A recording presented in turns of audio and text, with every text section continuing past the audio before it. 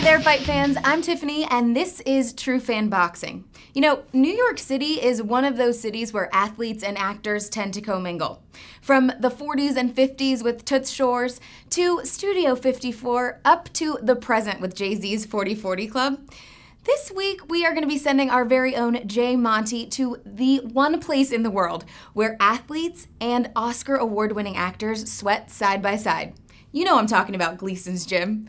But before we head out to Brooklyn, let's take a look at this clip of some, I guess you could call it boxing, that we found on inasectv's boxing channel. Today, Griffin and Tyler are going to settle their differences with boxing. But box! Go. Oh, ring the bell. Ding. Oh, champ. Champ? Chump is more like it. There is no place for a sucker punch in a sport that prides itself on gentlemen's rules. And speaking of gentlemen, it's time to join our very own JMonte, who visited the iconic Gleason's gym. Hi, I'm JMonte for Trufan Boxing. Today, we're in the Dumbo section of Brooklyn, New York.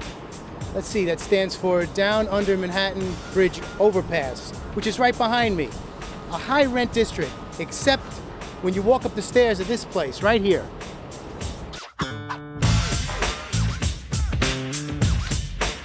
Gleason's gym started in 1937 in the Bronx, New York. We were in the Bronx from 1937 to 1974. Then the building was torn down for a housing project, and we had to relocate to Manhattan. And we're at the corner of 30th and 8th from 1974 to 1984.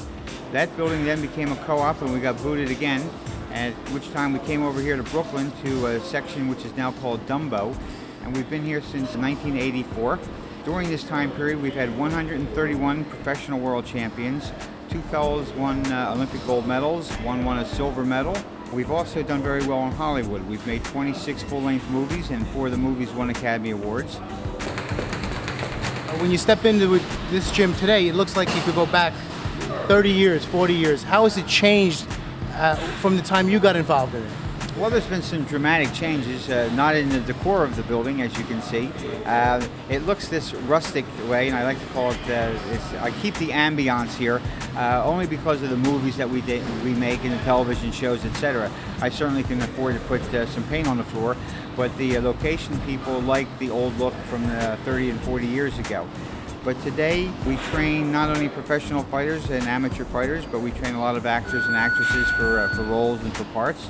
For the past probably 15 years, most of my membership is made up of neighbors and businessmen and women that just come in and take advantage of this type of a workout for a good workout.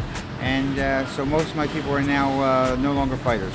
Bruce, it's been wonderful talking to you, but I have one final question. Sure. Who is Gleason? Well, there was never a Gleason. There was a Robert Gagliardi, and he was a cab driver, and he was training fighters. It was back in 1937, and he decided he wanted to have his own gym because the big gym in Manhattan at the time was called Stillman's, and he wanted to have a place to have his own fighters. But it was 1937, it was just before World War II. His name was Gagliardi, he was Italian, and everybody was mad at the Italians because the war was getting ready to start. So he had a fighter whose name was Gleason. And he figured, I'm going to call it Gleason's gym because he's Irish and everybody loves the Irish. So that's how it got started.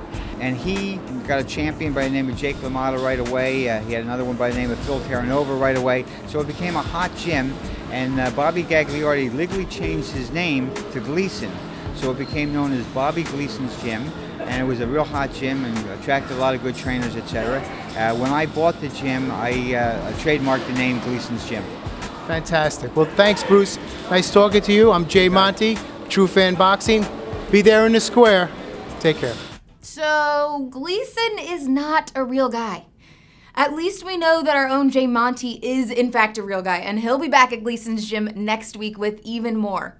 But right now, it's time to check out some of the tweets of those in the boxing world who took just a little time to take their boxing gloves off and tweet. Hector Camacho Sr., who's fighting Yori Boy Campus on October 30th, writes, "1 week and a half to go. You're ready, 'cause I'm ready. Payback for Pops." Let's translate. I'm not quite sure what "you're ready because I'm ready" means, but we do know that Campus beat Hector Camacho Sr. in May. Can you still be called Macho if you have to have your son avenge your loss? Just asking. Next week, we've got even more from Gleason's gym with our very own JMonte, and I will be right back here for Trufan Boxing. I'm Tiffany Smith, and we'll see you next time.